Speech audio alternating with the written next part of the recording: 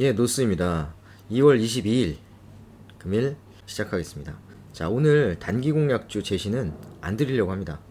일단 시장 자체가 좀 애매한 부분이 있기 때문에 저 같은 경우에는 시장이 좀 애매하면 좀 관망을 하거나 좀 수익이 나 있는 종목들을 약간씩 매도하고 그렇게 대응을 하는데요. 오늘은 시장이 좀 애매합니다. 그래서 차라리 지금 막 시장이 급락세가 나오고 이러면 유럽 증시 급락세 나온 것처럼 급락세 나오고 이러면 러시아는 10%대 폭락이 나왔죠. 예.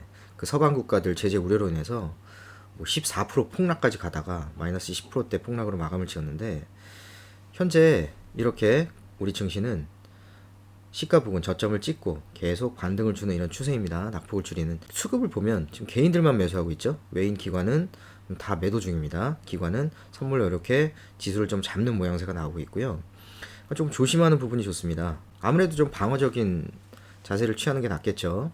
지금 또 미국 선물 어떻게 되나 볼까요?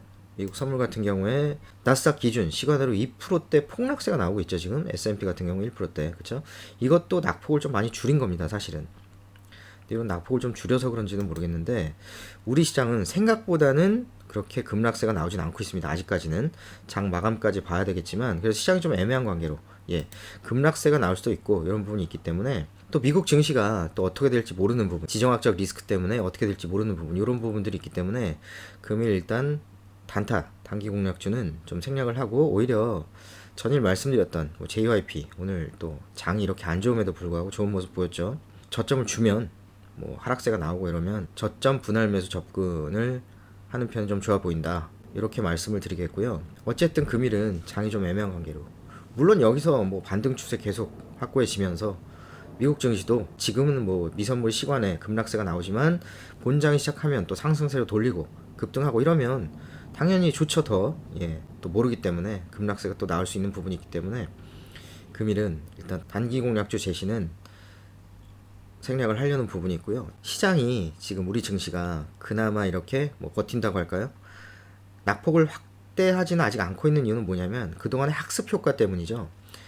지금까지 오늘 증권사 리포트들도 몇 개 나왔는데 이렇게 러시아와 서방 세계들 간의 긴장이 확대가 됐던 적이 몇 번 있었어요. 뭐 크림반도라든지.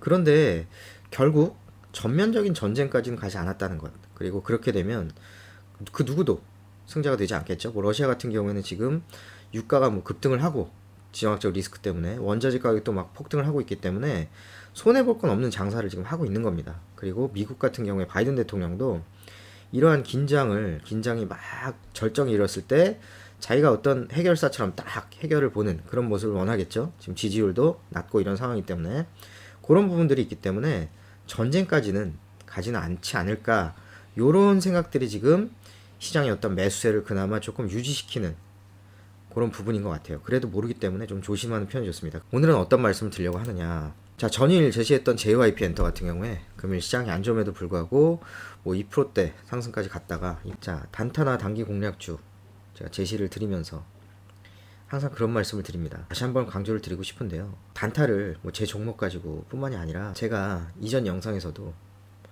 제일 단순하고 그냥 기계적으로 한 사람이 단타를 제일 잘 치더라. 단타로 돈을 벌었다는 사람들 만나보면 막 똑똑하고 이렇지 않아요. 그런 사람들 제가 의외로 놀란 부분이라니까요. 말하는 것도 그렇고 되게 단순합니다. 굉장히 종목 선정도 굉장히 단순하게 하더라고요. 그냥 기계적으로. 그리고 기계적으로 합니다. 정말로. 수익 나면 끊고 손해 나도 끊고 그 끊는 걸 잘해야 됩니다. 그런데 일반 사람들은 차이점이 딱 그거 하나더라고요. 끊질 못해요. 끊지를. 오르면 욕심나서 못 끊고 내리면 손해보기 싫어서 못 끊습니다. 그런 부분들을 잘 지키고 있는지 생각해 보셔야 돼요. 그리고 제가 두 번째로는 비중 관련해서 또 말씀을 드리고 싶은데 비중을 잘 지키고 계신지 제가 물어보고 싶습니다. 자, 제가 처음에 5%, 8%, 10%도 많다 그랬죠. 5% 가지고 단타 이렇게 치다가 자, 욕심이 납니다. 또 5% 갖고 쳤는데 그 종목이 막 엄청 오르는 거예요. 그러면 욕심이 개입이 돼요. 또 굉장히 안 좋은 건데 그럼 어떻게 됩니까? 내일 5%가 아니라 100% 가지고 칩니다. 100%가 뭐예요? 미수 신용까지 다 동원해서 칩니다. 왜?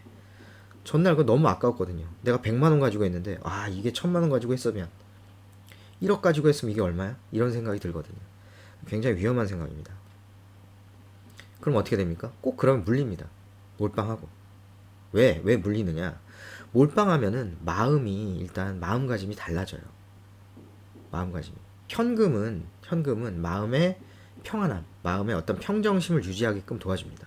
그래서 일정 부분 현금 비중은 들고 가는 게 항상 맞고요. 그렇죠? 몰빵을 하지 마세요. 그러면 손절도 할 수 없고 수익이 나면 또 짧게 끊게 됩니다. 그런 사람들은. 1%만 수익이 나도 무서워서 끊어요. 그리고 그 종목이 내려서 손절을 못하게 되면 어떻게 됩니까? 다른 좋은 종목들이 나타나더라도 매매를 할 수가 없는 그런 상황이 생겨버려요. 자, 한국 유니온제약 같은 경우에 금요일날 참고하시라 말씀을 드렸는데 전일 조정을 많이 받고 오늘은 또 장 초반에 시장이 안 좋음에도 불구하고 오르는 모습을 보였어요. 그런데 이러한 부분들이 내가 만약에 현금을 다, 내가 가진 돈을 다 그 종목에 몰빵을 했다. 그러면 기민하게 대응을 할 수 없는 부분들이라는 거죠. 그렇죠? 그러니까 일정 부분 항상 비중을 지켜서 단타 칠 때는 매매하시라 이런 말씀을 드립니다. 아니면은 뭐 현금을 몰빵해서 단타 치는 분들 같은 경우에 보면 손절을 정말 칼같이 하더라고요. 원칙을 단순하게 지켜요. 주식 잘해서 돈 많이 번 사람들이 똑똑해서 그럴까요? 그런 사람들이 뭐 서울대학교 나와가지고 뭐 박사학위 받고 유학 갔다 오고 이런 분들이 아니에요. 저도 마찬가지고. 그러니까 항상 원칙을 지키는 매매를 하셔야 됩니다.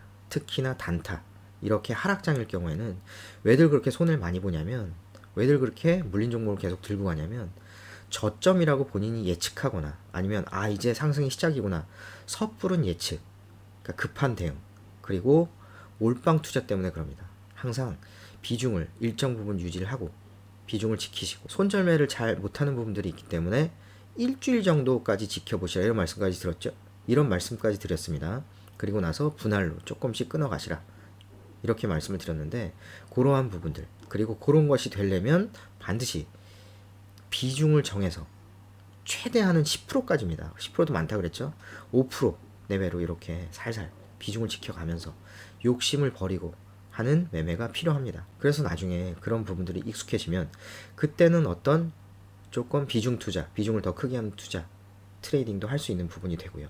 왜냐? 그때는 이제 원칙을 어느 정도 지키는 투자자, 트레이더가 됐기 때문에. 제가 오늘은 장도 별로고 이래서 단타를 어떻게 치는지, 단기 공략을 어떻게 하는지 이런 부분들에 대해서 또 생각나는 부분들을 말씀드렸는데요. 뭐 제가 생각나는 것들 말고도 굉장히 여러 부분들이 있는데 생각이 떠오를 때마다 말씀을 또 드리고 영상 올릴 테니까 잘 참고하셔서 투자에 도움이 되셨으면 좋겠습니다. 감사합니다. 다음에 또 뵙겠습니다.